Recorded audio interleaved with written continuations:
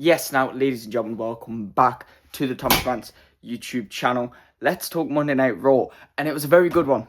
It was a very good one. I feel like they listened to my rant that I made on my SmackDown review, where I kind of went in a bit, and justifiably so, because there's many reasons to go in right now on WWE. And I felt like a lot of those qualities they were fixing. I mean, the match quality was great throughout the show. Plus, it wasn't all about segments. We actually got some matches. Like, yeah, I know it's only 4 matches, but they were a major part of the show. Now, kicking off the show, we had Cody Rhodes, and we're thinking, well, hang on.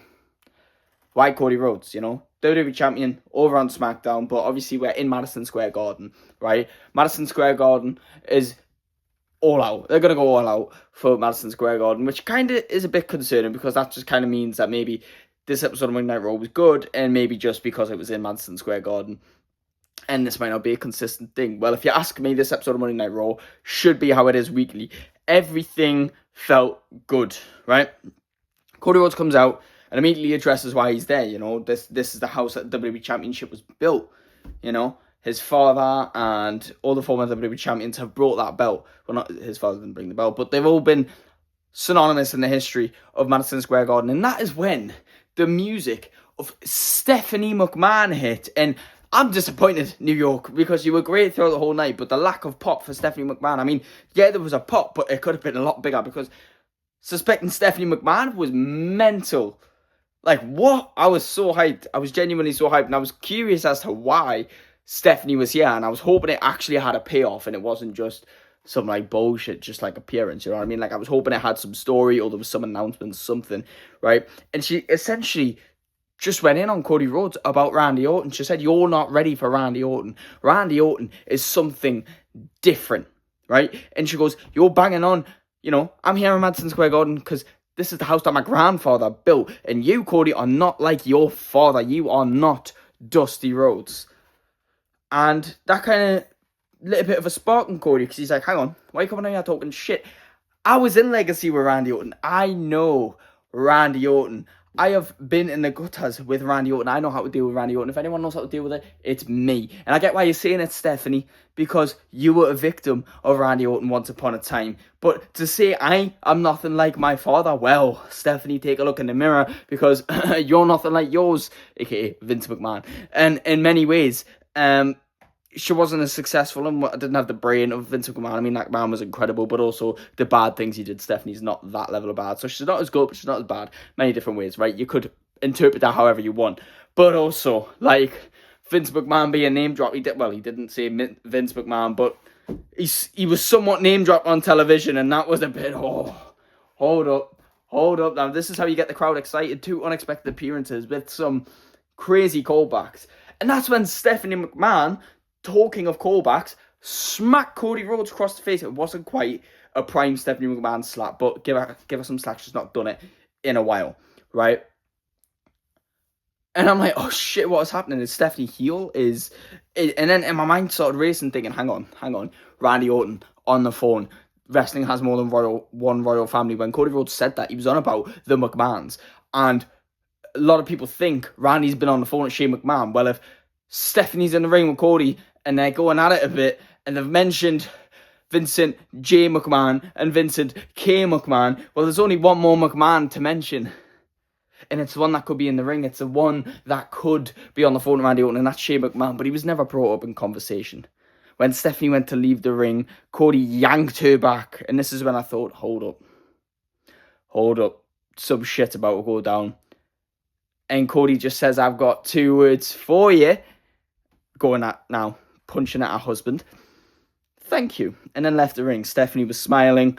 And this could be for 1 or 2 reasons. I mean, the story they're portraying is that Stephanie came to warn Cody Rhodes to actually wake him up. That slap, that going in on Cody Rhodes, it's to make him aware of the situation he's in.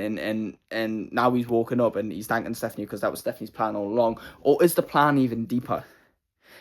Does Shane McMahon or Triple H get involved in this story? Because don't forget, Cody, when he left, rebuilt himself and did AEW, took shots at all these. I've already mentioned the more than one royal family thing, but he took a sledgehammer to the throne of Triple H, and we seen Triple H get in the ring later that night. I know all these people are retired, but just for the sake of a storyline, it is potential, and I'm buzzing, right?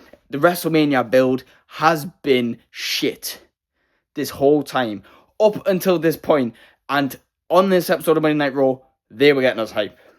And I was talking about, Triple H getting in the ring. Well, why was that? Well, Brock Lesnar showed up with Paul Heyman, right? And this time he was in his wrestling gear. He was not in tank top and jeans. He was in his shorts with his gloves on, his boots on, everything. He was ready for a fight.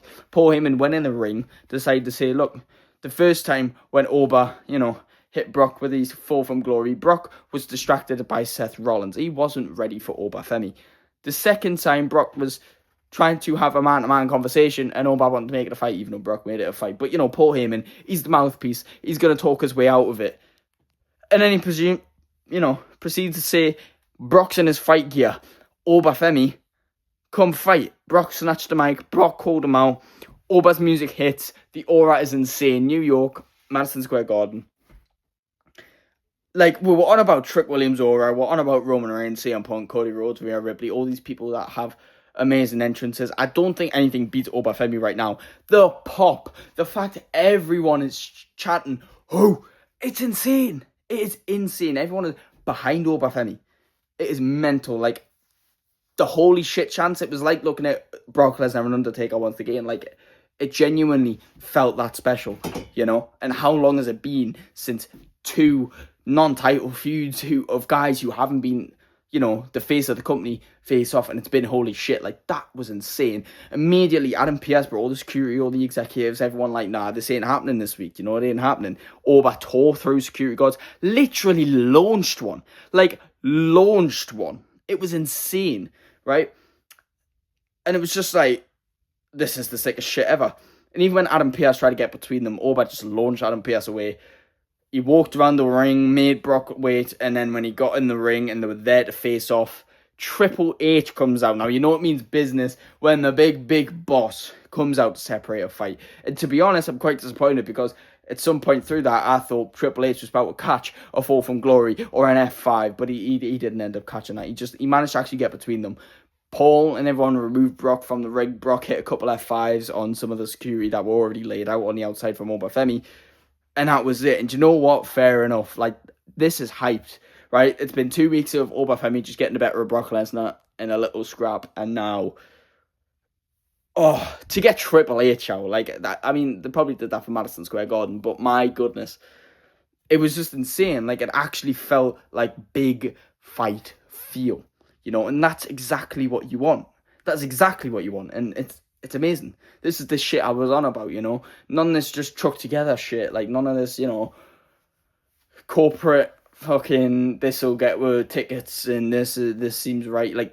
It's just what the people wanted, And we don't care if Brock Lesnar's well past his prime and you aren't ready for him to lose to a guy who's in his early 20s and, just made it up to the main roster. Who cares? It's the fight people want, A guy who's on the come up, who's new, explosive, versus the guy who's got all the experience in the world and his whole legacy behind him, Brock Lesnar. It's insane and it's gorgeous. It's beautiful. Mwah. The first match of the night, though, was the street fight for the World Tag Team titles, the Usos versus the Vision. And before they went out, there was a little backstage. Speed was there. He's been there for the last couple of weeks. We obviously can tell they're going to get Speed involved in something. Adam Pearce informed Speed he's got seated ringside, because he's sat there concerned over this curse from Danhausen.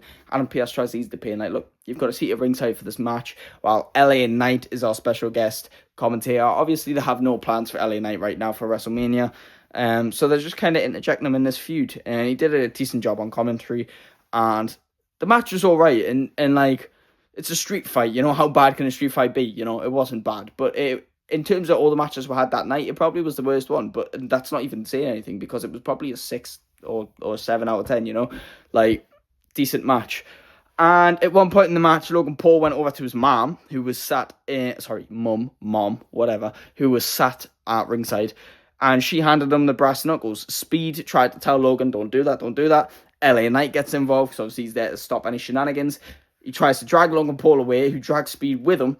And now Speed stuck between the two, picks up the brass knuckles, puts them on to defend himself just in case anyone tries something. LA Knight taps Speed on his shoulder, and Speed accidentally clocks LA Knight, and he didn't mean to. And thanks to all the distractions, a little bit more wrestling goes on, and Division end up winning the match because Logan Paul, with LA Knight being taken out, was able to take the brass knuckles, use them against the Usos. Austin Theory rolls over, takes the pin. New World Tag Team Champions.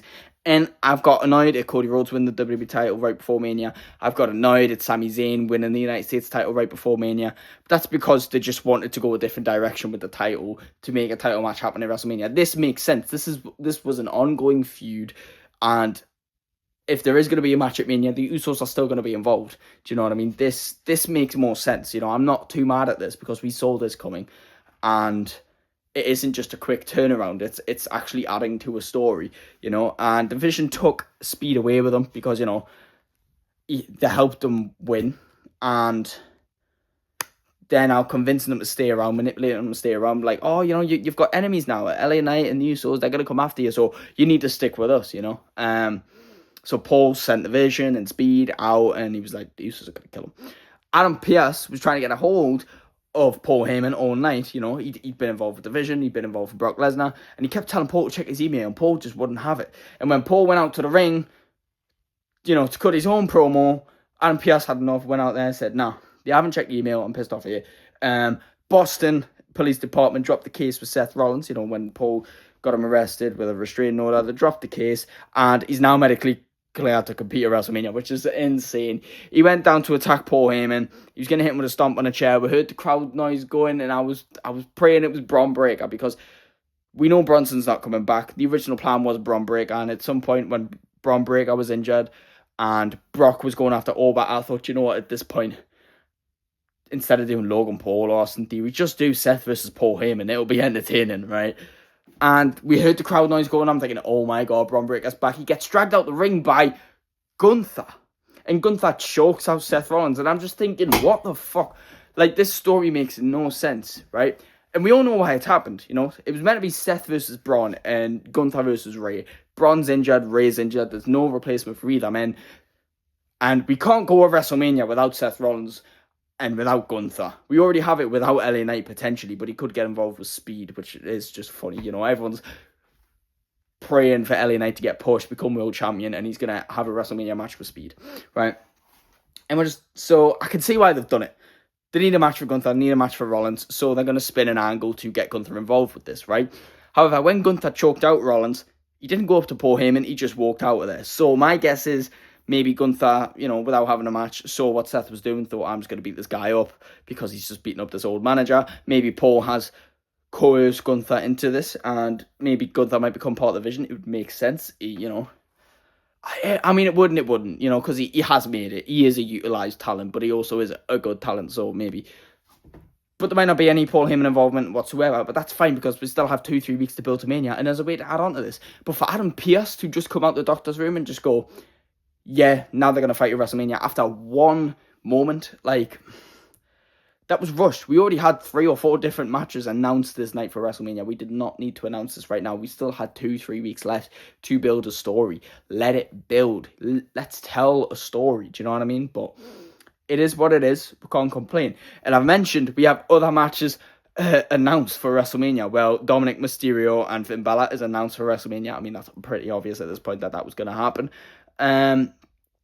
We already know Women's Intercontinental Champion AJ Lee will defend against Becky Lynch. And that's for the Men's Intercontinental Champion Penta. He had a match with Kofi Kingston.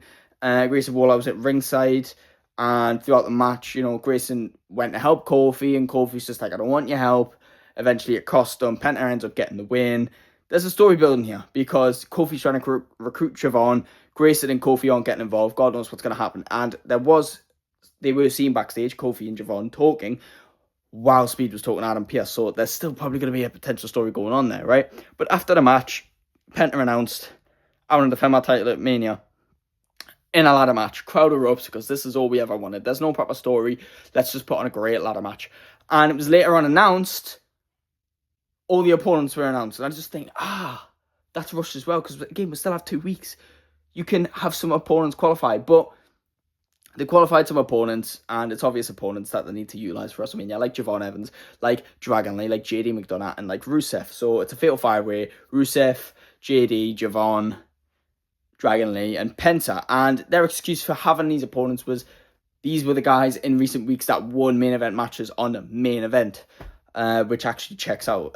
So fair enough, but also, you know, Grayson Waller did just win a match on main event as well, but it is what it is. Penta might still walk out champion. It might be Javon, it might be Dragon Lee. I kind of wish they did something to qualify for it, but who's going to complain? It's going to be a good match. It is kind of slapped together, but it's good, right? Gunther and Seth is the definition of slapped together. No story, no build, just two guys who didn't have a match, who need a match, literally. The next match that was announced, right, obviously over the past few weeks we've had Irresistible Forces versus Charlotte, Irresistible Forces versus the Bellas, and then the Bellas versus Charlotte, and now I had the Irresistible Forces versus Lyra and Bayley for the women's tag team titles. After we've already seen the world tag team titles change hands, shock horror, Bellas, Charlotte all get involved, ends in big disqualification, all have a big scrap. By the end of the night, it's confirmed it's a fatal four-way between Bayley and Lyra, Charlotte, Bella Twins, and Irresistible Forces. I think a lot of people were hoping for a TLC, but I think with with Bella's being rusty, the size of Lash and Nia, I think it's probably better to just do the fatal four-way. Interesting. I don't know who I think's going to win yet, but I'm glad they're doing something with the women's tag team titles at Mania, because historically they haven't really done a lot, and this last year they've really been trying to rebuild that, and it's been at the expense of the women's world title division, so it's good to see it actually pay off for something. And I think that was all the matches that they announced tonight. You know, I mean, that's 4 matches. Do you know what I mean? That's insane. For one night, considering we've had the road to WrestleMania has been going on for over 2 months. In that 2 months, we managed to get about 5 or 6 matches, and then we've got 4 in one night. It's mental. I can only imagine we're going to get more on SmackDown, because we're already at now 12 matches, which is good. That's 6 a night. That's great. But we're still probably due more on SmackDown. We've still got to announce, you know, what's happening with the Women's United States title, because Tiffany Stratton's definitely going to do something, right? We've still got to announce what's happening with Jelly Roll, you know? There's so much to still go on. So I'm thinking Mania might be stacked. We might be looking at 7-8 matches a night. You know, that's great as well. Especially even though some of the stories are a bit fucked and just kind of slapped together, the match quality is going to be great, right? Like with Liv and Stephanie, there's not really a lot of story to go off. But since they learned they're going to be facing each other, they've been beefing for weeks. And last week they had a major, incredible scrap. And this week, Liv Morgan calls her out, you know, and then said something about her mom in Spanish. Out came Stephanie. Big scrap again. Who comes back to help Liv Morgan? Roxanne Perez. Love that. Love that she's not injured. Is she going to do anything at Mania? God knows. I think maybe her and Raquel should be added to the women's tag team title match now, because both women are great. Deserve a spot at Mania, especially since Raquel beat Io tonight, right? So it would be sad to see them both missed off Mania. I still think Raquel would have been the right option to face Jade Cargill, but it is what it is. And yes, Raquel beat Io Sky. How the fuck did they do that? Well, Kabuki Warriors got involved, you know. They haven't got a plan for Io Sky, just like LA Knight and Gunther and everyone, right? So they decided to go down the Kabuki Warriors route. They decided to revisit the story that Asuka's abusive to Kairi, and Io still has feelings for Kairi as one of her best friends. And the Kabukis came down to ringside during Io's match for some reason, just to show that Asuka's abusing her. And Io decided to intervene, took out Asuka, and it cost that against Raquel Rodriguez. So there's probably going to be a story there to develop. We're probably going to get Io versus Asuka at Mania. Again, you know, we're looking at about 7-8 matches a night, which I'm not going to complain. Considering we have events throughout the year, like Saturday night's main event, where we get 3 or 4 matches, I am not going to complain with 8 matches a night, let's be real.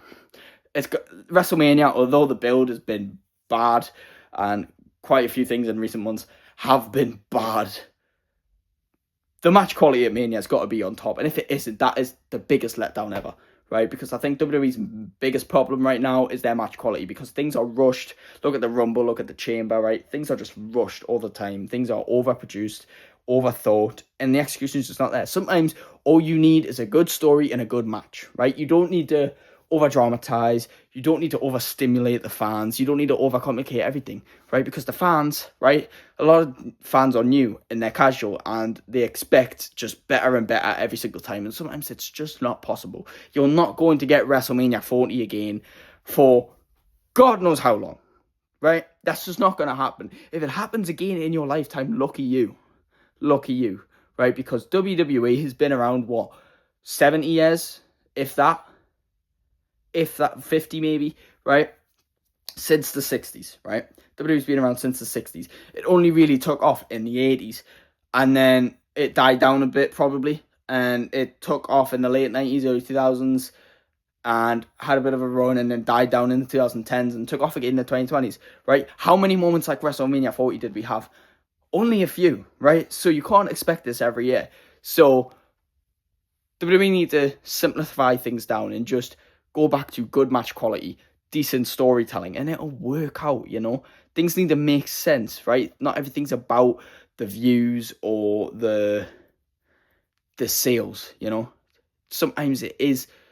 Sometimes you got to play the long game. You just got to do something intelligent and then your real good fans will pick up on it and it'll pay off eventually. Trust me.